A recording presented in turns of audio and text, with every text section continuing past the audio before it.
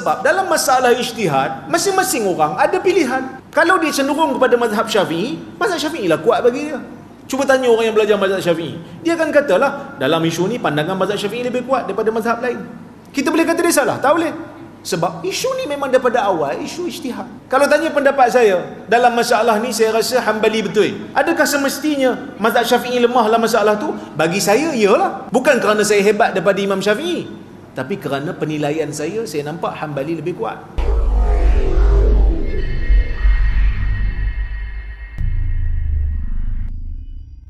Assalamualaikum Ustaz. Waalaikumsalam. Selain daripada kunut subuh, apa lagi pendapat dalam mazhab Syafi'i yang dilihat lemah, pendapat mazhab lain lebih kuat?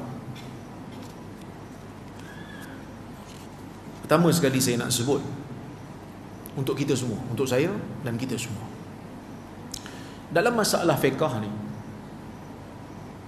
banyak benda yang ulama berbeza pendapat, ruangnya ruang ijtihadi.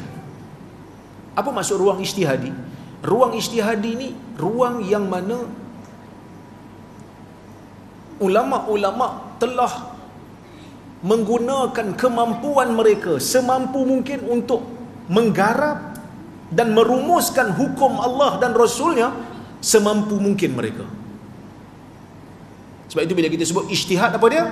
Ijtihad ni kita menumpahkan segala kemampuan yang kita ada untuk faham kalam Allah dan kalam Rasul. Itu dulu kita kena tahu. Jadi bila mana ruang itu ada ruang ijtihad, dia bukan masalah qat'i. Kalau katalah masalah qat'i, Allah Ta'ala kata la taqrabu zina, kamu jangan hampiri zina, zina tu haram dengan sepakat ulama, ijma'. Tiba-tiba ada seorang kata sebenarnya zina tu makruh je, maka itu adalah pandangan yang kufur, kerana telah menyanggahi ayat yang qat'i.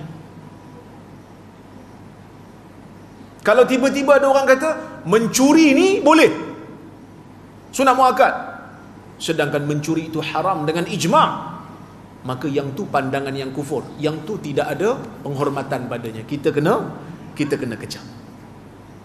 Tapi kalau dalam masalah ijtihad ni ada banyak faktor yang menyebabkan para ulama berbeza pendapat. Antaranya bila ada pemansuhan hukum.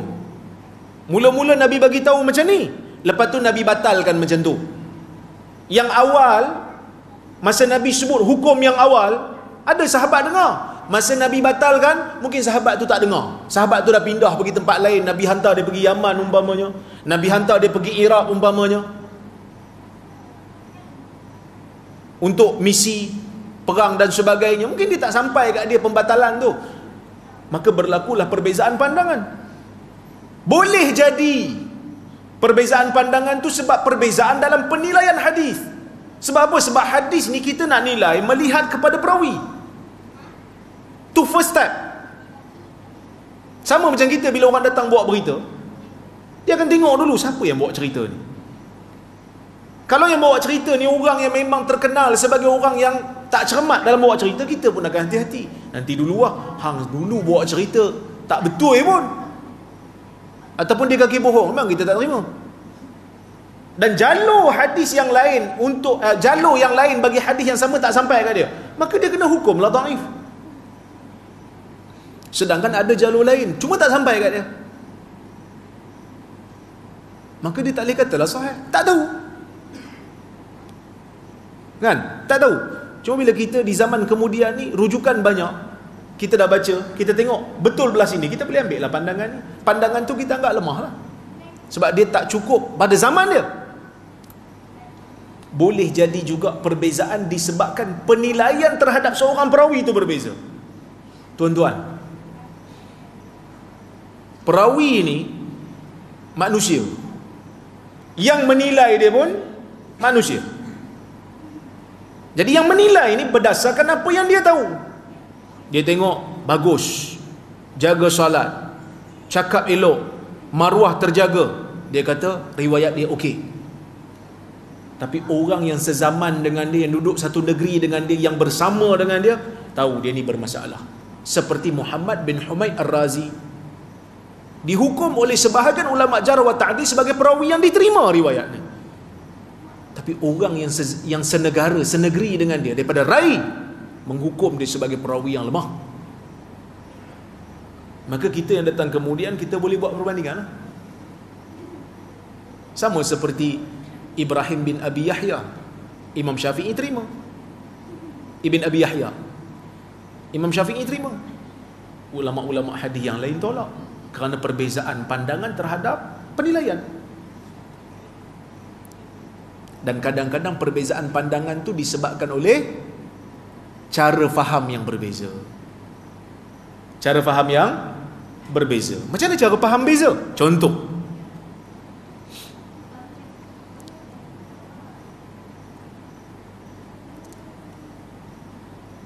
Nabi SAW tidak membenarkan lelaki yang berihram untuk pakai kasut. Tak boleh pakai kasut. Nabi tak bagi pakai khuf. Kasut tak boleh pakai, khuf tak boleh pakai.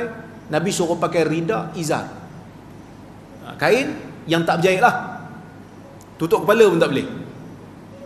Nampak Bila Nabi tak bagi pakai khuf, Nabi ditanya oleh sahabat, "Ya Rasulullah, kalau orang tu tak ada slipper, dia cuma ada khuf, macam mana dia nak buat?" Maka Nabi jawablah. Nabi kata, kalau dia tak jumpa slipper, dia boleh pakai khuf, cuma dia kena potong bawah daripada buku lali khuf tu.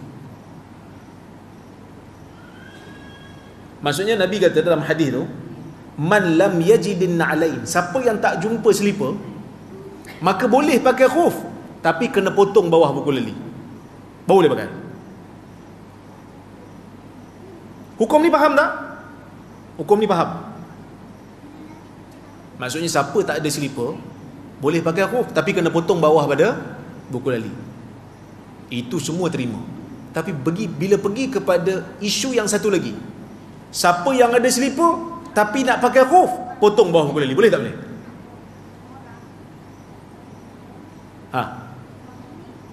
Nabi kata tadi, siapa tak jumpa slipper pakai khuf, potong bawah pada buku lali. Sekarang saya ada slipper, tapi saya kata malah pakai slipper, saya nak pakai khuf. Khuf ni stoking kulit, dia tutup buku lali. Tapi saya kata macam ni lah, saya ada slipper tapi saya malas nak pakai slipper saya ambil khuf saya potong bawah buku lali, boleh tak boleh? Di sini timbul perbahasan. Mazhab Syafi'i kata tak boleh. Sebab Nabi kata siapa yang tak ada slipper je boleh pakai dengan potong tu. Yang ada tak payahlah, pakailah slipper. Kan? Sebahagian ulama Hanafi kata boleh. Bila Nabi kata siapa tak ada slipper, pakai khuf, potong bawah pada buku lali, menunjukkan bila khuf potong bawah buku lali, khuf yang panjang tu bila potong bawah pada buku lali jadi macam slipper dah. Ibn Taymiyah kata pandangan ni yang lebih kurang tepat. Pandangan ni yang tepat. Kalau tuan-tuan nak ikut mazhab Syafi'i ke nak ikut sebahagian Hanafi? Ibn Taymiyah punya argument, dia kata Hanafi tu nampak macam kuat. Sebab apa? Sebab tak ada slipper tu bukan syarat. Yang syaratnya potong tu. Mazhab Syafi'i kata Nabi tak bagi. Bila tak ada baru Nabi bagi. Hanafi kata tak ada ke tu bukan syarat. Syaratnya potong bawah. Bila potong bawah buku lali dah jadi macam slipper lah. Dah tu kenapa Nabi ikat dengan tak ada slipper? Kan memotong khuf itu merosakkan harta. Buat apa nak potong kalau slipper ada? Nampak tak macam mana perbahasan para ulama? Cara mereka faham. Jadi kalau tanya saya soalan macam ni, saya tak boleh jawab dengan jawapan yang umum. Sebab apa? Sebab dalam masalah ijtihad, masing-masing orang ada pilihan. Kalau dia cenderung kepada mazhab Syafi'i lah kuat bagi dia. Cuba tanya orang yang belajar mazhab Syafi'i, dia akan katalah dalam isu ni pandangan mazhab Syafi'i lebih kuat daripada mazhab lain. Kita boleh kata dia salah? Tak boleh. Sebab isu ni memang daripada awal isu ijtihad. Kalau tanya pendapat saya dalam masalah ni, saya rasa Hanbali betul. Adakah semestinya mazhab Syafi'i lemah dalam masalah tu? Bagi saya, iyalah. Bukan kerana saya hebat daripada Imam Syafi'i, Tapi kerana penilaian saya nampak Hambali lebih kuat. Tapi boleh jadi tak orang lain nilai Hambali lemah? Boleh. Boleh. Jadi dalam isu-isu yang seperti ini, nasihat saya lah, kita berlapang dada. Kita ambil pandangan yang kita rasa tepat. Dia macam Imam Syafi'i katalah, ra'yi sawab wa yahtamilul khata' wa ra'yu ghairi khata' wa yahtamilus sawab. Pandangan aku betul, tapi boleh jadi salah. Pandangan orang lain bagi aku salah, tapi boleh jadi betul. Dia kadang-kadang ada orang, dia tak boleh dengar perkataan bagi saya pendapat ni kurang tepat. Dia kata, tengok, asyik nak salahkan orang aja, dia je betul. Lah, dalam agama ni memanglah kita kena buat benda yang kita rasa betul. Kan? Tuan-tuan pernah tak beramal dengan satu amalan, bagi saya amalan ni salah tapi saya buat juga. Pernah? Mestilah kita kata pandangan yang saya buat ni, amalan yang saya buat ni, saya anggap betul sebab tu saya buat. Sebab saya nak persembahkan pada Allah Azza wa Jal. Saya nak dapat pahala. Takkan benda salah kita nak buat juga. Benda ni bagi saya tak ada pahala pun saya buat juga. Kan pelik tu. Mengatakan pandangan kita betul, pandangan orang lain salah, tak salah. Yang salah apa dia? Yang salah paksa orang untuk ikut pandangan kita dalam masalah ijtihadi, dalam masalah khilaf muktabar. Itu salah. Saya selalu tekan benda tu. Mengatakan pandangan kita tepat, pada penilaian saya pandangan saya tepat, pandangan tu kurang tepat, tu tak salah. Tapi yang salah, kita paksa orang, hang kena ikut aku. Itu salah. Tak boleh paksa orang. Setiap orang ada pandangan dia, ada guru dia, ada mazhab dia. Sebab itu Imam Malik tak setuju bila khalifah nak ambil kitab dia sebagai rujukan utama dalam hadis Muwatta' tu. Zaman khalifah pada masa tu nak digantung di Kaabah, dia kata tak boleh. Setiap negeri ada ilmuan-ilmuannya. Nanti kita paksa orang tak boleh. Jadi tuan-tuan, itu cuba sedikit yang boleh saya sampaikan pada malam ni. InsyaAllah kita sambung di lain masa. Terima kasih atas ruang yang ada. Aku qauli hadza wa astaghfirullahal azim li wa lakum. Wassalamualaikum warahmatullahi wabarakatuh.